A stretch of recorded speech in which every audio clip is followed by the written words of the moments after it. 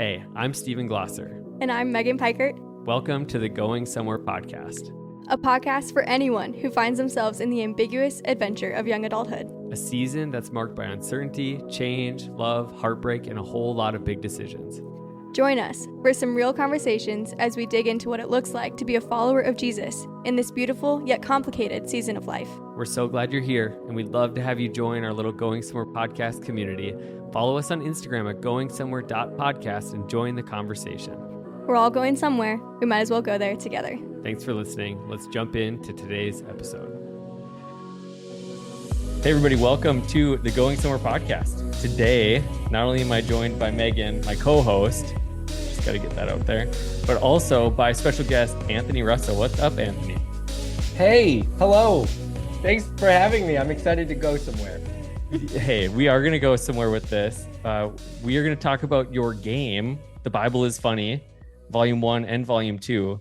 But we're just pumped to get to know you a little bit. You are our prelude to this episode has been very fun already. You've criticized my shelf, my terminology. This is gonna be a fun episode. I don't think you built that shelf, so I'm criticizing whoever built the shelf. Just to be clear to the listener. That's fair. And it turns out it's a perfect size shelf for our purposes today. Absolutely. I mean, look at the perfect placement of that game. It wouldn't fit two on top of each other, ironically. Which is not a very tall height, but it fits one beautifully. You could do some like LED strip around the side, really highlight the game right in the middle. I'm just realizing this is an audio podcast, so they're not going to fully understand. I think we'll just have to make this one episode a video episode because I feel like it's so visually appealing. Yeah. Man, but you mind just telling us a little bit about yourself? Obviously, we're going to talk about this game. But was game design like your dream in life, or what was Anthony, 7-year-old Anthony dreaming of? Man, that's a deep question. As a 7-year-old, I was collecting ceramic tigers, so I assume they would have been incorporated somehow. And ceramic eagles as well. I had a shelf about that size dedicated. Perfect size. That's what that shelf is for. To tigers and eagles.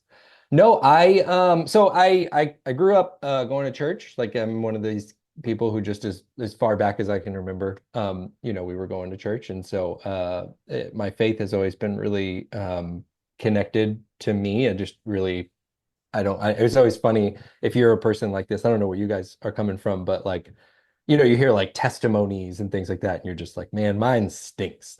I just don't. Like, you remember the life change you felt? And I was like not potty trained, and then I suppose, but like ultimately was in church really the whole time. Didn't really have like a crazy moment. But so it's just church has always been really connected to family to me in like a really deep way. I grew up with just me and my mom, a single mom. And so for a period of time, and then she got remarried. And so just going to church has been like part of my DNA for forever.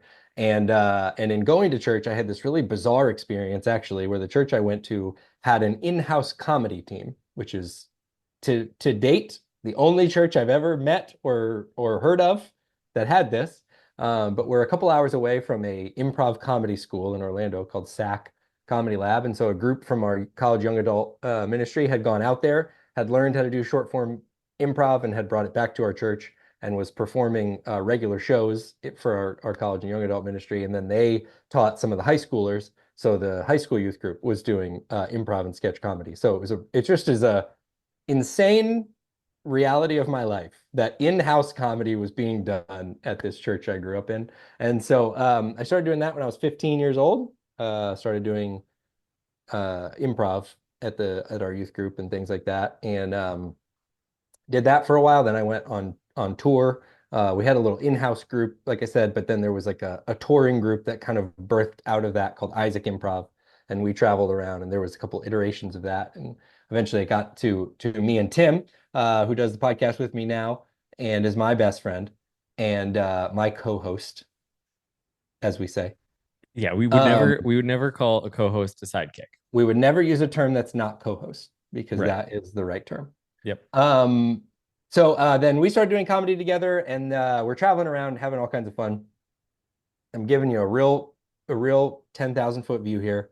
Um, we got a little bit older, Tim and I, and traveling. We had started to have some kids, and so traveling around was like a little less exciting as it was back when we were younger and we were going to all these new places and doing it. So all of a sudden you have babies and you're like, oh man, I kind of don't want to fly away from my little Yeah. baby. So we started to kind of think about, just what the future of doing comedy and making content could look like. And so it was kind of in the middle of all that The Bible is Funny was born for me personally, because I had realized, hey, I've been a part of this faith my whole life. And I tell people all the time, the Bible is the Holy Bible. It's a divinely inspired book. And yet, when I say that, there's like whole chunks of the Bible that I don't know what's in there. Like I don't really know what they're talking about at that part of the Bible. And so a really kind of jarring moment for me was I don't remember really what brought this up, but I just thought how wild if I heard someone else talk about another thing the way I talk about the Bible. You know what I mean? And so Yeah. the one that hit me, I don't know how you guys feel on this subject. I know for some it's dicey, but I was like, what if somebody came up to you and they were like, I'm a huge Harry Potter fan. Like I'm just the biggest Harry Potter fan. I love Harry Potter. I'm a Harry Potter person. And you were like, oh, what's your favorite book? And they were like, oh, I've only read like 1, 2, 6, and 7. But I'm a huge fan. Biggest fan you could imagine. And I was like, that'd be such a bizarre thing for somebody to say. Like you would Yeah. be like, well, you're obviously not that big of a fan because you haven't even read all the books. And so that kind of hit me right in the gut. And I was like, well, I should know more about this Bible that I'm always talking Yeah. about. Like I should read it. I should spend some time in it and just see what's in there. And so I kind of birthed this project out of that. And I spent about 2.5 years really slowly combing through the Bible and just making notes about stuff I thought was interesting or curious or funny and stuff I hadn't really noticed before or I hadn't heard mentioned in all of the many areas that I had been involved in Christian stuff. And so that is kind of how we got to the Bible's funny. So that's a long story told as quickly as I can. Then from there, I started just doing a couple things, started making some memes. I started a blog, which was back in the day when people were doing blogs. And then I got the opportunity to create a game. So the game was just like a Yeah. concept of taking that meme kind of experience where you're taking things and mixing them up with just hanging out with your friends and family, which is an experience I love. And you play a fun activity or something that just makes everybody laugh. So to answer your question, like a game was never like in the front of my mind at this whole experience. I was approached with this opportunity. I thought it could kind of work, and it's really kind of changed my life from there. It was really like it was super well received. The people that follow the Bible was funny, and people reach out just telling me what a great time they have playing it with their friends and family. So the first volume was super fun, and then we got to make volume two, which releases. I don't know when this podcast will drop, but volume two officially releases on July 15th.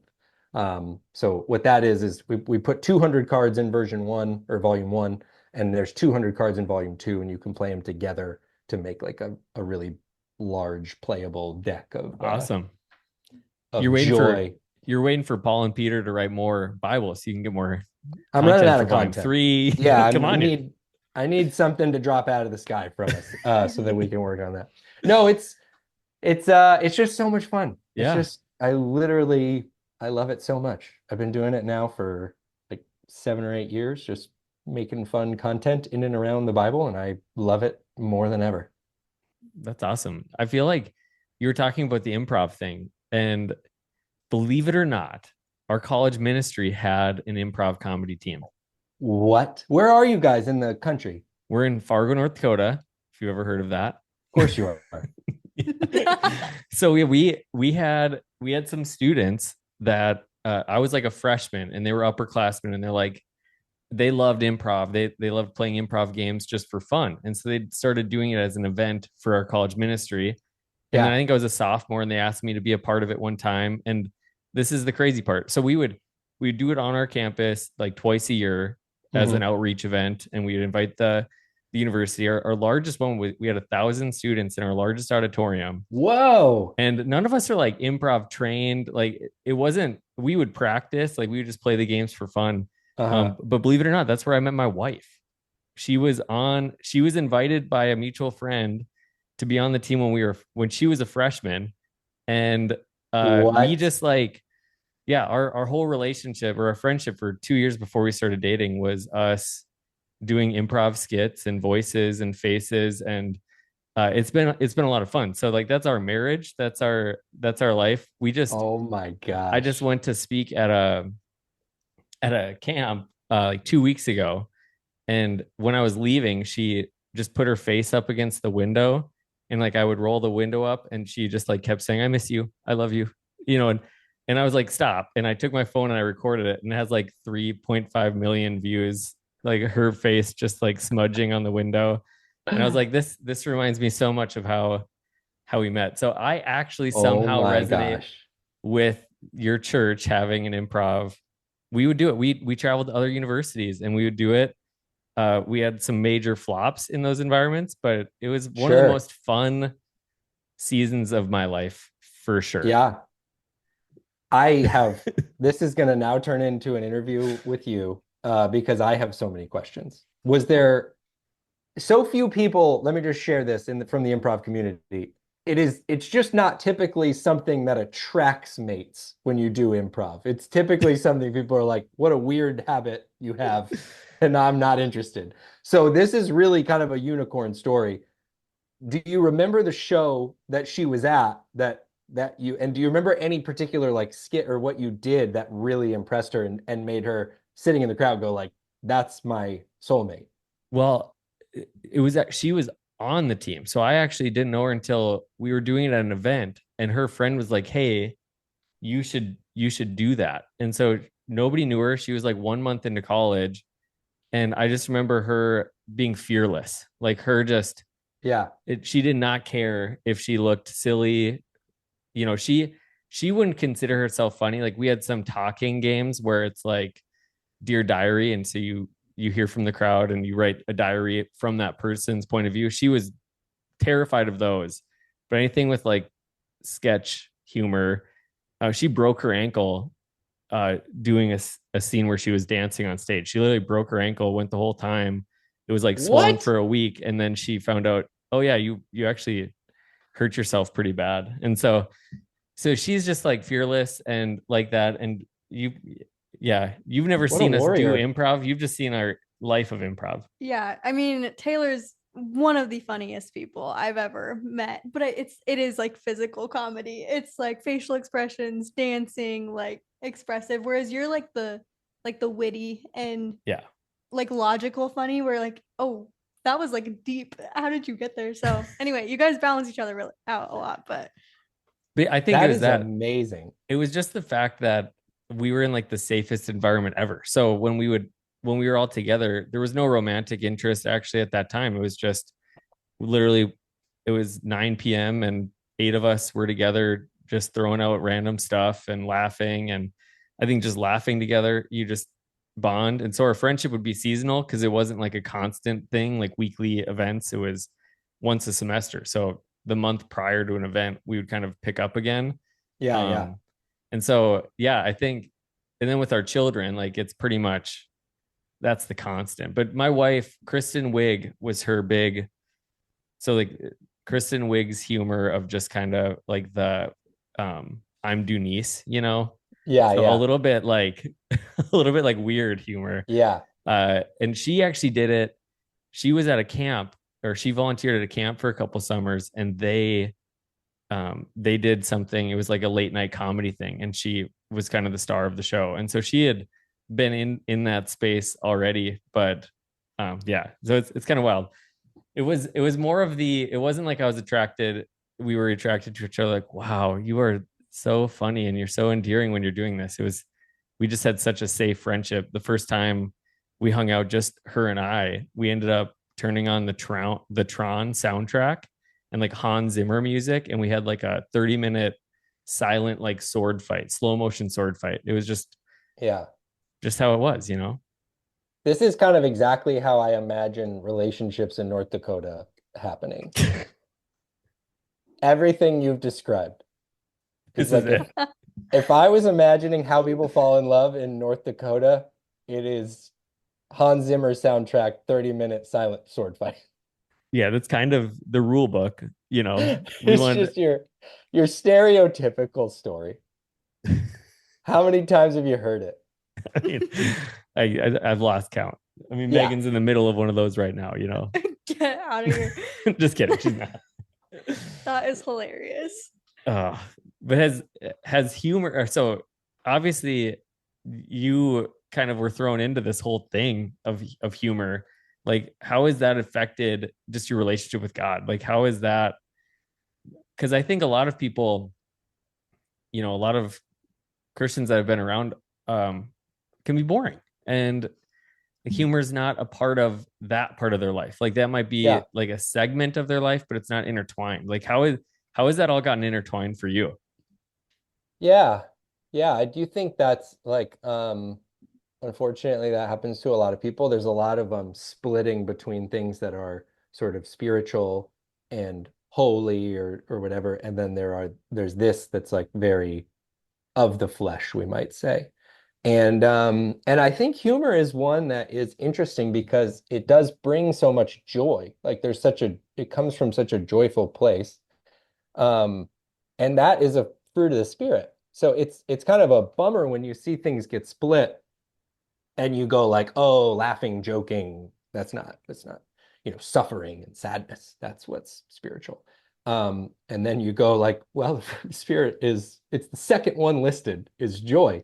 And so I don't really see a reason why we have to take the things that bring us joy or that bring other people joy that you can do that bring other people joy, and put those in a bucket where like, well, God wouldn't be interested. There's nothing of God over here. Um, so yeah, for me, it's always been really intertwined. Like, I don't know. I think, like I said, a lot of those experiences of just like practicing comedy stuff at my church and being kind of affirmed in that way was like, yeah, this is a place where you can do this. And I feel really lucky to have grown up in that because I know a lot of people didn't, and a lot of people they still kind of struggle with like where does it all go? And people I've had conversations and like we've done comedy in churches, and when we travel doing Isaac, even like we would perform this different places. Typically not on a Sunday morning. People would be like, oh, like there's a time and a place for things. Like that's I think an important lesson as well, right? Like it's not that you put humor on everything and say it's all a big joke, because that's not true Right. either. But I think that humor is very much should be around in our faith exploration, and I think we should bring it in. And I think there's one of the things I love about the Bible is funny is just showing people like I don't know what else you would call this, right? Like I don't know what else you would call um, this argument on the top of Mount Carmel with the prophets of Baal where the prophet says, maybe I know your God is real. Maybe he's asleep. Maybe he's going to the bathroom. And that's why he's not doing what you ask him to do. It's like, that's funny. Like, I don't know how that's not funny. Like, I don't think we have to do some sort of gymnastics to go like, well, actually, going to the bathroom in this sense is like, no, I think it's just funny. Like, I think it's just a funny thing that happened. I don't know why we would think humor is something we invented. Like, it's like a postmodern thing. Like, I think they're laughing at stuff back then. Same way we are now. And I think that that's actually kind of a uniting thing and pulls us more into the story of the scriptures when we are okay with that and when we make room for that and when we start identifying it where we see it. Yeah, the Greek is urinitis, Yeah. and Right. You see people going to great lengths. They're like, it cannot be just a funny thing. And it's like, I think it might be. Um, I think it could be. So yeah, it's fun. And I just think like, yeah, it's fun to be curious in that way. It's fun to just explore in that way where you are you're just bringing your whole self into your exploration of scripture and spirituality and what is God like? Like, why should we leave out our imagination and our creativity and our humor and our all of those things? Why do we have to put those aside and make this a strictly like academic pursuit where we have to like the only way to know more about this would be to learn Greek and that's it and that's all there can be. It's like, no, I think this is supposed to be our whole selves that God is interested in. And so I think we bring our whole selves into this practice, And it's only going to be a more fuller, richer experience if you do that. Mhm. Yeah, is that something that like came natural to you reading scripture like that and picking up on, oh my gosh, that's funny the way that played out, or was this something that you had to learn? I feel like for me or a lot of people that I know, we tend to start reading the Bible as if it's a textbook or a history book and it's kind of Mhm. like school and you feel like you're doing homework. And that's not always fun, obviously. And so Yeah. was that something that you like had to learn how to enjoy it and find like the funny moments in it, or was it something that just kind of came naturally? Yeah, I think for me it was a really natural thing because I like comedy. Like I that's my primary interest in life. So I think that just being able to bring that. I remember talking to one of my friends that I did improv with. Um, and he was like, it's fun to think that the way I am, this was him talking, and the way my brain works, that there might have been like one of the disciples was the same way. And why shouldn't they be? Like, why wouldn't they Yeah. be? Like, why would I think that, like, oh, the way I'm wired has to be completely different than anyone involved in any of these biblical stories? And I just loved that take. And I just thought, yeah, this is just bring your your whole self into the text. And that's what's so cool. And I told that story at the beginning. I think what's fun about some of these um, fandoms that have come out, be it, your Harry Potter or your Star Wars or whatever, it's like people get so like lost in it and involved in it, and they're just curious and they're interested and they're like so invested. Hmm. And for so many of us, like, and a lot of those are, certainly with the Harry Potter, or you look at the Chronicles of Narnia series, like those are books. And so why don't we approach what is what is for huge parts of it a story-driven book like the Bible? Why don't we let ourselves get lost in it? Like why don't we see it as something that is like a joy to read and not something like you said so well, like how so many people are given it as like a a textbook that is it's meant to be studied and there's going to be a test. So that's take this book, study for the test. That's what you're supposed to do. And I just think there's a lot of joy and exploration to be done when you're like, what if I just get lost in it? What if I just read it and get curious about stuff that is, you think about like the story of the Tower of Babel. It's like one chapter long. And what a stinking fascinating thing that is. Like all the people of the whole world are working on one project and they're speaking the same language. And what? That's so interesting. Like the amount of sort of spin-off things your brain does when you really think about that. And the Bible gives us a chapter to kind of like cover that story and how it Yeah. goes. So Mhm. that's what I like to encourage people to do. That's what the project of the Bible is funny is just like read it and really get in there and look around and get lost in it a little bit and don't yeah, just add a layer because like the what you're describing, it's certainly not that that's not valuable in some ways. There's a lot, right? You're reading through the Proverbs and it's like, yeah, this is great. This is great to just kind of retain the wisdom that's being shared here.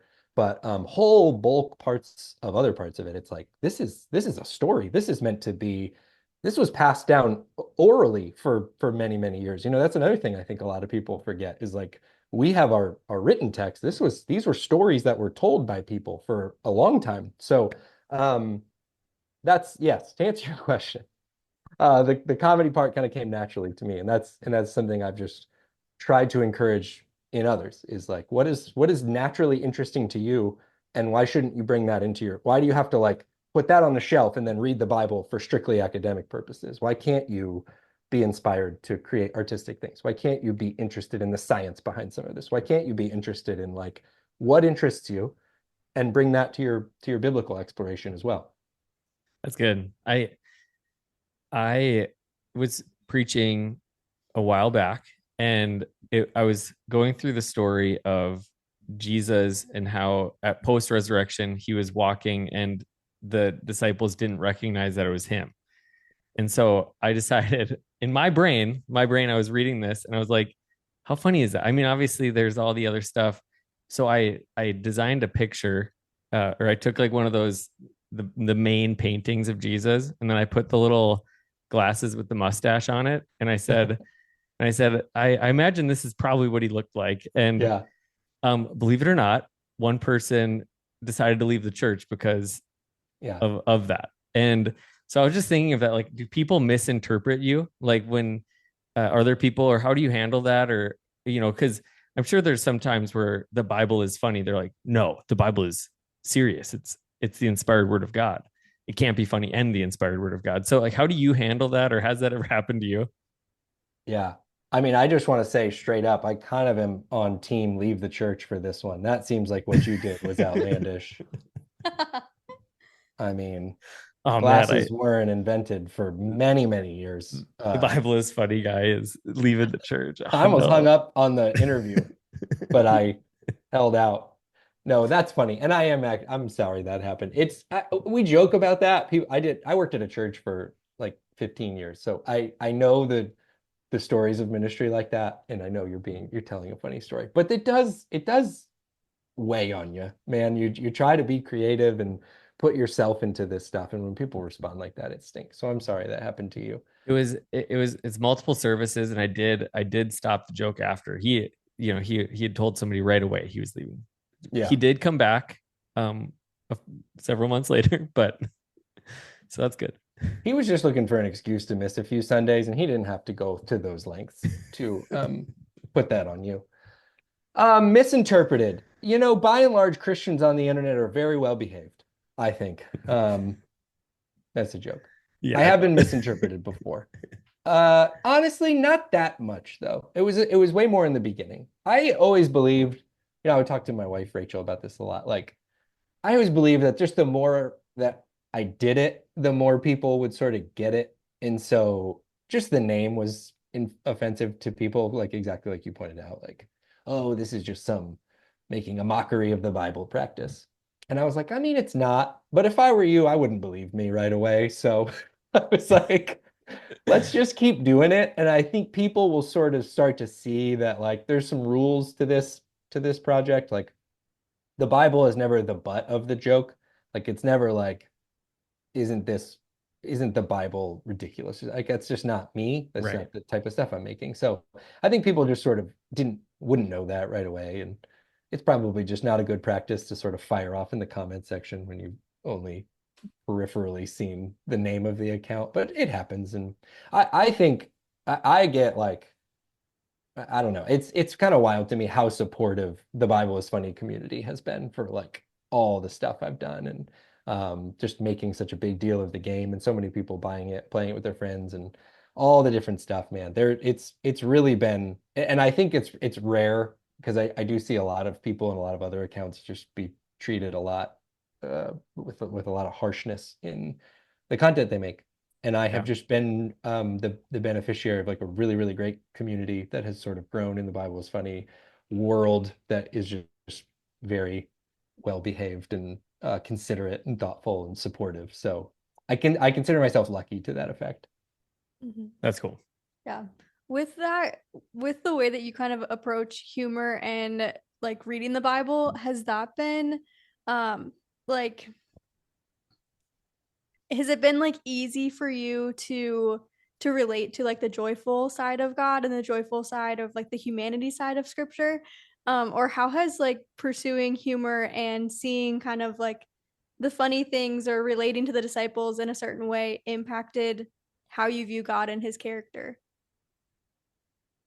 That's a great question. Um, it's just top tier co-hosting right there. You keep saying it's a great question when she asks it, and Yeah, keep saying that. That's making me feel really good. Yeah, I mean, I just think it's more full, Like that's the word that comes to mind is just like there's a fullness. Like I don't think that this understanding God was ever meant to be a strictly academic practice. Like I even just think about the disciples walking with Jesus. And like you have the 3 years of Jesus's ministry, and you get a lot of repeated teachings throughout the gospels. Like you just don't Jesus is, passing this way of living on to his disciples. And the what he does is not teach from like a master teacher standpoint constantly. Um, and so I think there's kind of when we limit our understanding of faith or God or any of that stuff to just sort of this master teacher listening, like we just are always meant to be sitting and listening, and that's the only exchange that can happen here. I think you're just missing out on the fullness of it. And so a lot of the like the joy and the laughter and the connectivity of how relationships are formed, it's not through like monologue and you listen to my monologue, and it's like through being together and talking and communicating and giving and taking and like all that stuff. So um what I hope people kind of have taken away from this whole practice of the Bible is funny is you're just seeing the wholeness of the story. We're not just seeing these sort of Renaissance paintings of characters from the Bible, like they're actual flesh and blood human characters. That's what they are. Yeah. And when you start to see it that way, then I think how it relates to you, as you know full well, you're a sweaty mess. And if you start to see the characters in the Bible as a sweaty mess, you're like, okay, now I can kind of see how we got where we got, more so than I'm just sort of dealing with these sort of like glowing haloed characters moving about a story, that happened in a galaxy far, far away, long, long ago. Yeah. So that's to me like, and what do you learn about God's character? I mean, somewhat it's just like there's why well like we all laugh at stuff. Like we all have to varying degrees a sense of humor. Like to me, that says something about God. That like why would we have that if we're all made in the image of God and everyone that we know of in the history of human history has had some sort of degree of sense of humor, and they've laughed and they've smiled and they've joked, and like this is to me that says something about God and what God wants for us and our experience here on earth. Yeah. I think The Chosen has obviously been one of those things that's kind of, struck a chord with a lot of people. It's also struck a nerve with some people because of the Mm-hmm. approach to the humanity. And, obviously, Dallas has talked a lot about just like, yeah, we inject how we view the Bible and like how what trips our writers up. Um, so, but people have a hard time envisioning Jesus teasing somebody's dance abilities or, some of the little things with the kids and all that stuff. I think Yeah. it's kind of a refreshing view of it though, of like, yeah, there was funny things probably happening. I mean, the whole idea of Peter and John, or John being so like set on making sure it's recorded that he was the first one to the tomb First, twice or right. three times. He says the one who made it first. It's just like that even being included is just hilarious. So Or what are John referring to himself as the one who Jesus Jesus loved. love? It's so stinking human of him to put that in there and say like, he would well, have he would have for sure called Peter his sidekick. he thought that history would remember John and the 11 sidekicks. There was Jesus, and there was John and 11 additional sidekicks, Jesus, John, and John sidekicks. and the Johnettes. The Johnettes. Yep. Yeah.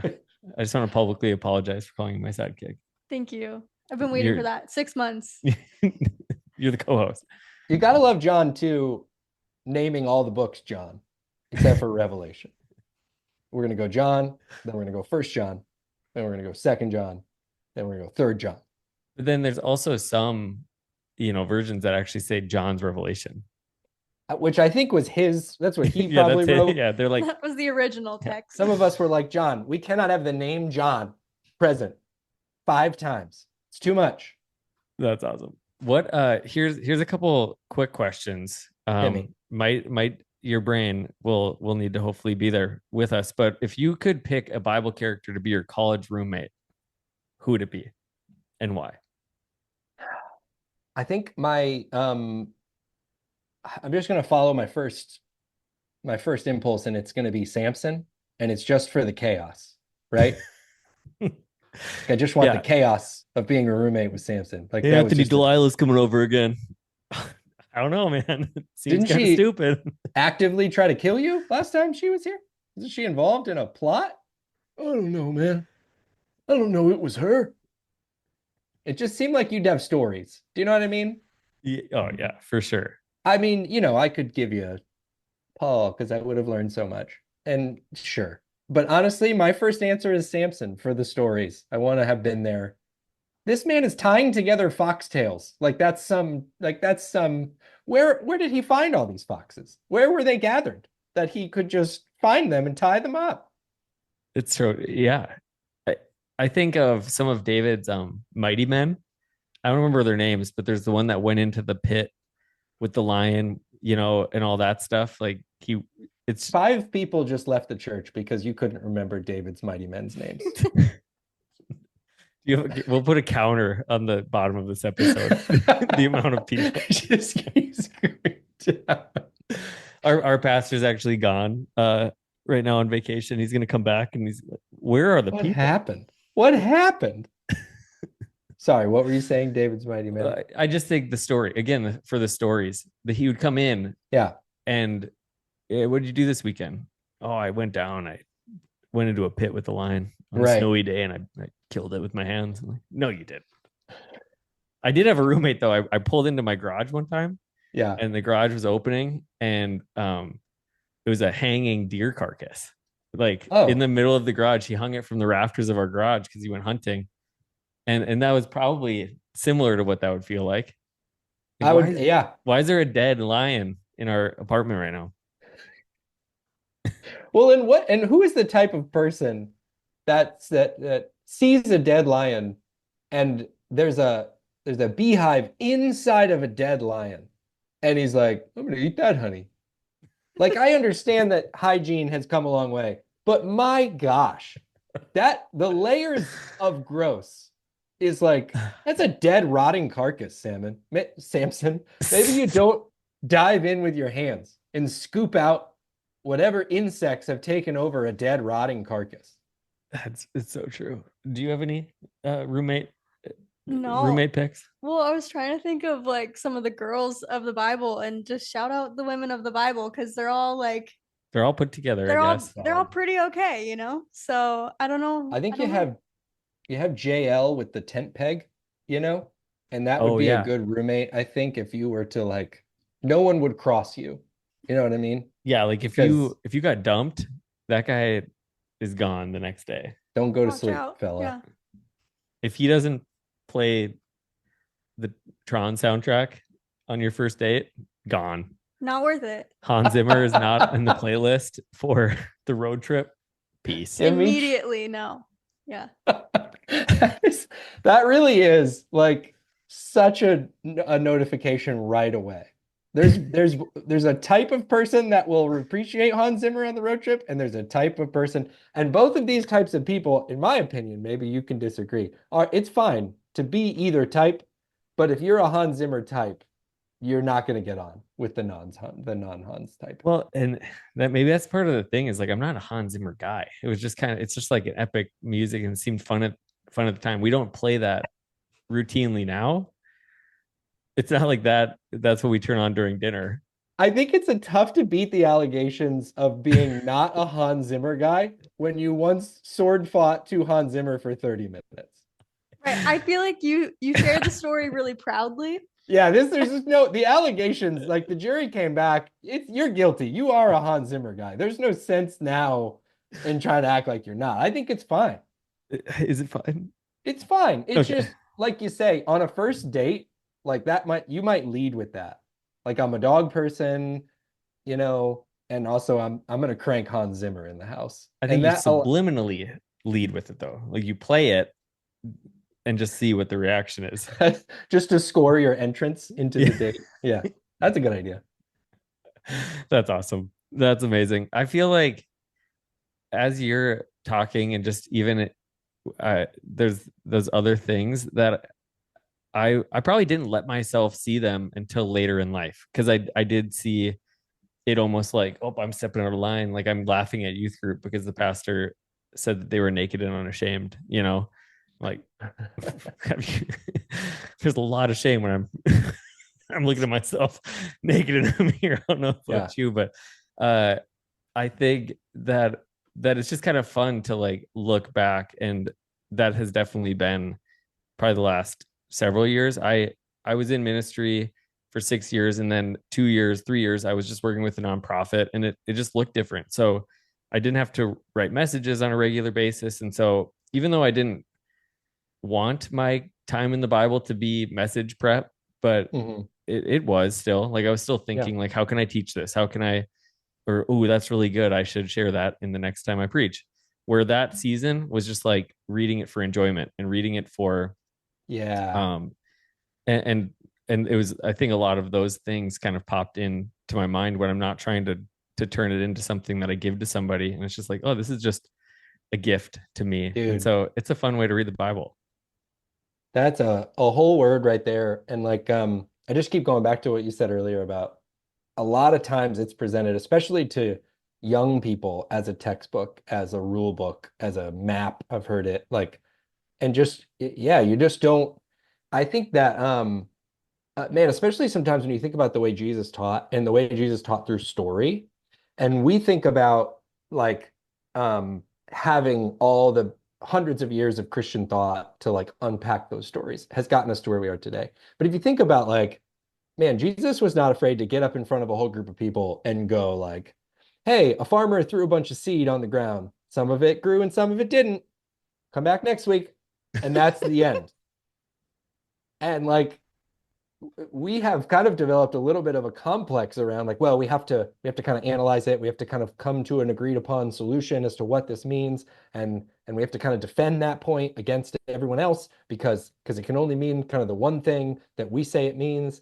And like you say, I just think that's a very different experience than allowing sort of the richness and the fullness of these stories to hit you. Like how many times do we, and it does affect people's faith, especially I think younger people, when you're kind of like you kind of compartmentalize the story of Noah to like, so God protected the Noah and his family and all the animals. End of story. And then you become a certain age and you're like, well, it wasn't the end of the story. Noah gets out, he gets completely drunk, and he passes out naked. What am I supposed to do with that? Because that wasn't included in the like super neatly packaged story that had the bow on Right. top. And so, some kid's at a college somewhere and is like, I know the story of Noah. And then somebody who has life experience is like, have you read the full story? And they're like, whoa, I did not know all that. So I think there's something to, yeah, just saying like this really is a thing that, it's fine to kind of present in the right context. Here's a takeaway. Here's something we can learn from this, and all those things. But when we kind of make it just that, I think what we do is we just cut parts out that we just don't. Well, that doesn't really fit in sort of a narrative that I'm trying to teach that leads to this logical conclusion. And so I think that's a danger when we limit it to the practice you were just describing of like it all has to arrive at something I can tell people. You're missing parts of the Bible, like frankly, kind of full stop. Like then you're going to have to cut some stuff out because David's a really interesting character, man after God's own heart, pretty notably terrible father. Like it's hard to read his story and go like that guy was not a good dad. Like there was a lot of bad stuff going on in his family because of him not, doing what he needed to do. So when you Right. just are selective with like, but David and Goliath's cool, right? You're just missing the full picture of it. And I think, like I said, that can maybe skew a little negative, but really it's positive because that's our story. Right. Sometimes we get it right, sometimes we do awesome, and then sometimes we don't. And so when we kind of limit it to just the awesome parts and just the heroic stories, then I think you're left with people in this faith that are like, well, I don't know what to do when I mess up because I don't know the what is the game plan there? Like I don't know. I know David and Goliath. I know Daniel and the lion's den. I don't know the failure stories. Like I'm not as familiar with those. Um, so that's what I think. I think again, the word that just keeps coming up as we talk is just fullness. There's a fullness to these stories. That's why they're in there the way they are.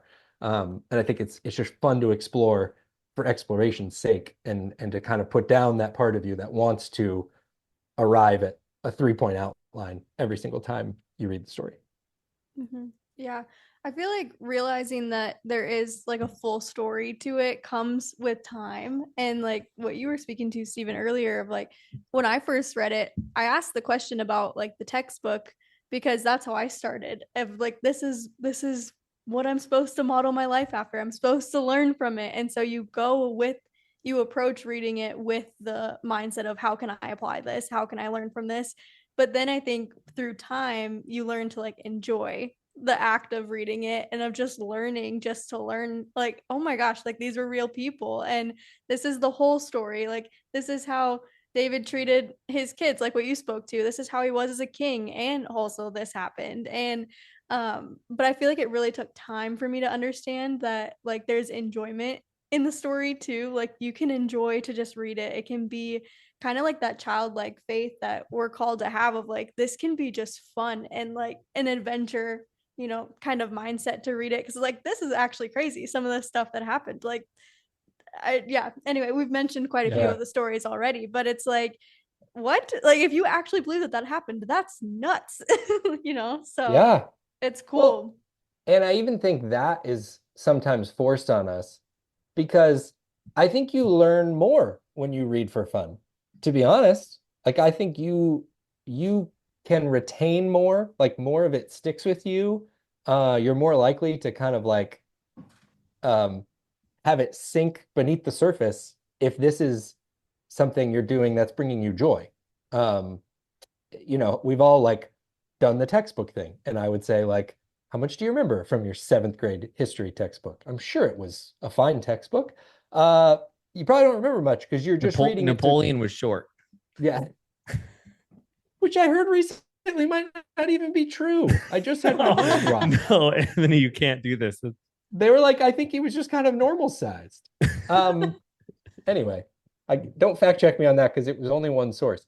But yeah, I think that that's even sometimes a false dichotomy we make. It's like, oh, well, you're just reading it, for fun and enjoyment. I'm like, no, that's how you retain stuff when you like are engaged in it creatively and your curiosity's in there.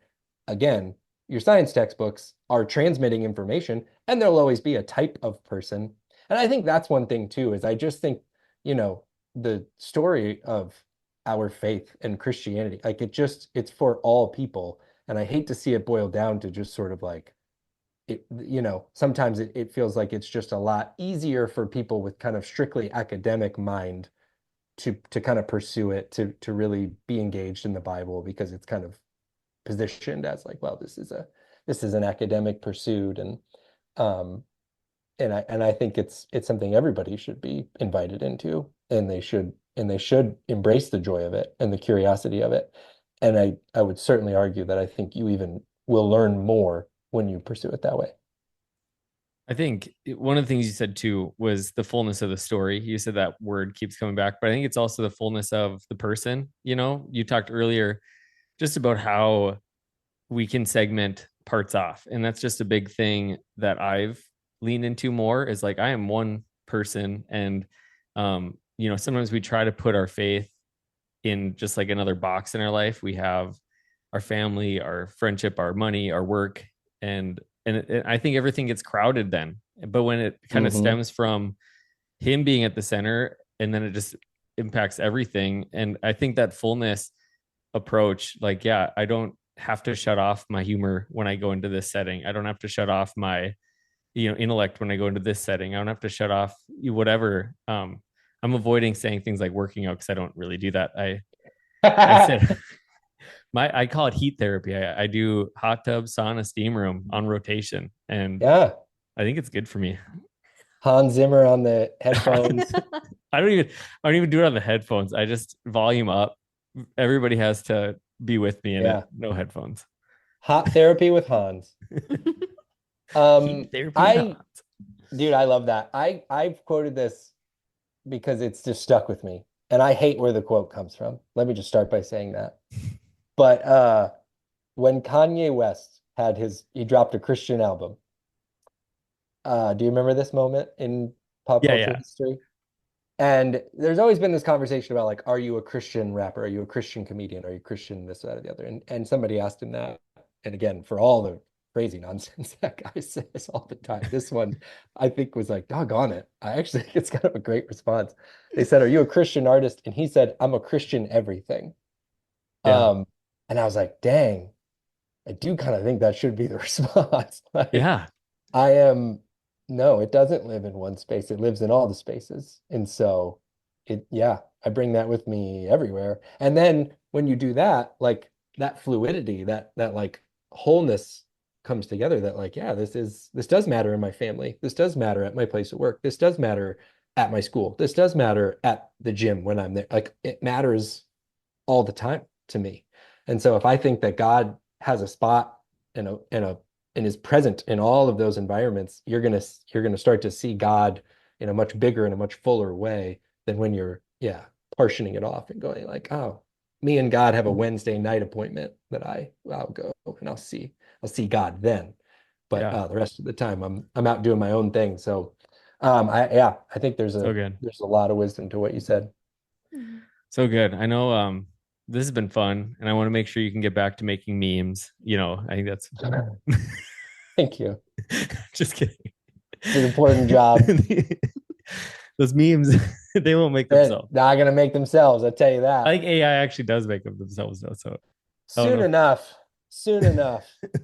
But in all seriousness, this has been super fun. But obviously, with the volume two coming out of the game, like, what are you hoping? Obviously, was that a part of the launch plan? Like, hey, we're gonna launch volume one and then we'll do volume two, or is it because it was so successful that you read the Bible again and you're like, all right, let's go back to the drawing board here? And like, what's kind of your goal? Like, how would you summarize the mission of what you're doing? Yeah, that's a good question.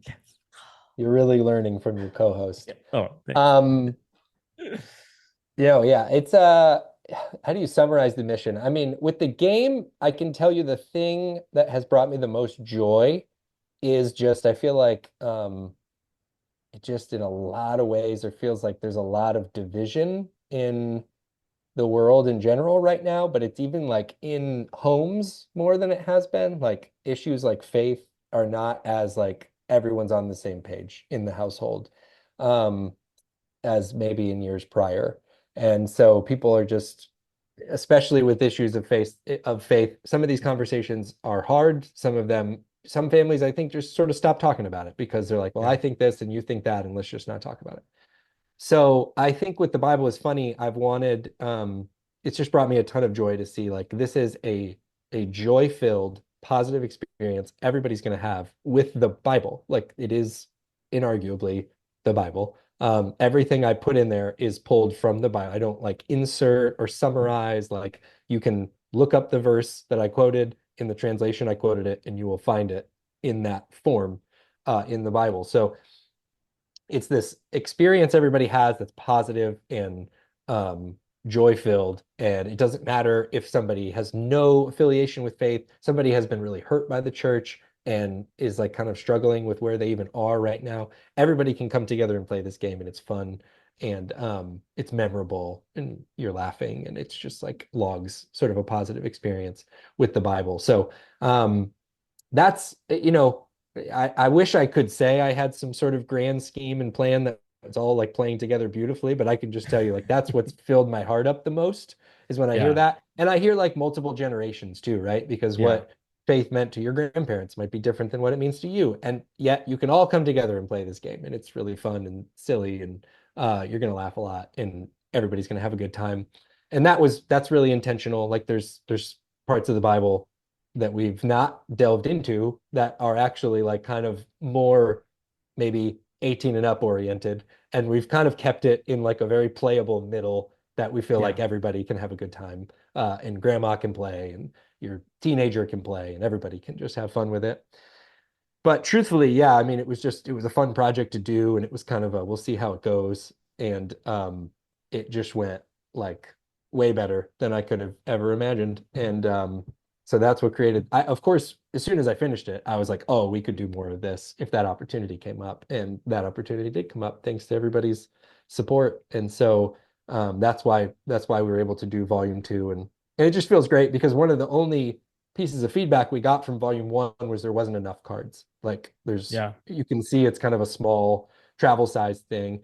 Um, and so it has 200 cards in there, which sounds like a lot, but if you're playing, with 4 or 5 people, you can just kind of go through it quickly. So volume two allowed us to make it's a 400 card deck now. It all plays Okay. together, and it just feels like it's a really there's a lot there that it can be like something you play multiple times and you're not playing through the same cards. So Very that's cool. some of the background. We also Yeah. involved biblical nouns in volume 2, which I'm very excited Ooh, about. It's kind of a nerdy gameplay thing, but it to me made for some really funny prompts and pairings and things like that. So so I cool. hope everyone checks it out. Yeah, I feel like you could just have your quiet time. I'm gonna Yeah, spend some time with God. I love them, but they tried to destroy me. That's so something good. to remember. So fun. Where can people find you in the game? And we've got one more big question for you, but where can people find you in the game and just stay connected with you? You've just been so much fun to have on the podcast. It's one of those things. It's fun when you meet a guest and it's like, oh man, when are we hanging out next? I know. The whole time I'm like, we gotta find a reason to go to North Dakota. I've been wanting to get up there anyway. We'll get a reason We for you. we are We'll the figure it we out. are the reason. Yeah. We'll do this live next Yeah, time. there we go. Um, so you at the Bible is funny on Instagram and TikTok. The podcast is called The Bible is Funny Podcast because I don't like naming things more than once. So we're just sticking with the one name. So pretty much at the Bible is funny anywhere you check it out. And I have a link to where you can get all the stuff. Again, I don't know when this will come out, but on July 15th, volume 2 of the card game will be available like everywhere, but you can pre-order it right now if you go to my Instagram. Awesome. We'll make sure we link everything too. Mm-hmm. Yeah. As a sidekick, I get to ask the last question. So big Mhm. move over here. But we ask every guest that is on our podcast if you could sit down and have a cup of coffee with 22-year-old Anthony, what's one piece of advice you would tell him? Wowza. See, we're gonna put your improv skills to the test here. We What didn't we didn't give you the warning. would I advise 22-year-old Anthony? Um, get into Bitcoin. You're not the first person who said that, which is great. Feels like what we should all be telling them, I guess. Actually, this is funny. The other I've had at least one other comedian, Dustin Nickerson, was on the podcast. And Whoa, I love him. yes, he's hilarious. And that was literally his answer. He His, stole it from me. yeah, I know. It's part of the game. He knew I was going to say it Yeah, yeah. because he's time traveling, obviously. He's already visited his 22-year-old self. So he visited future me and knew Yeah. I was going to say that. I hate that we had the same answer. Now I want to come up with something else. You could do it. I believe in you. You'd probably tell Anthony more than one thing. I'd probably tell him, like, don't get invested in Lost.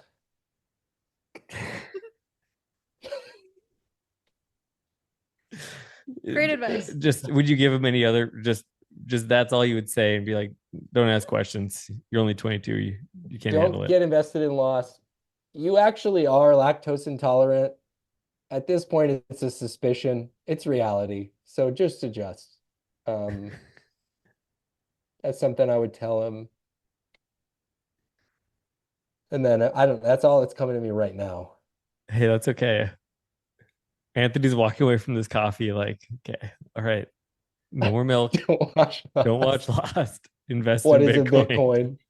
But Hey, he's kind of set up for success, I'd say. yeah, I mean, you've addressed his health, you've addressed his just time in Yeah. Lost, and you've addressed Yeah. his finances. Yeah. I mean, I think that's anything else, and 22-year-old Anthony would become too powerful. So we have to keep him under wraps.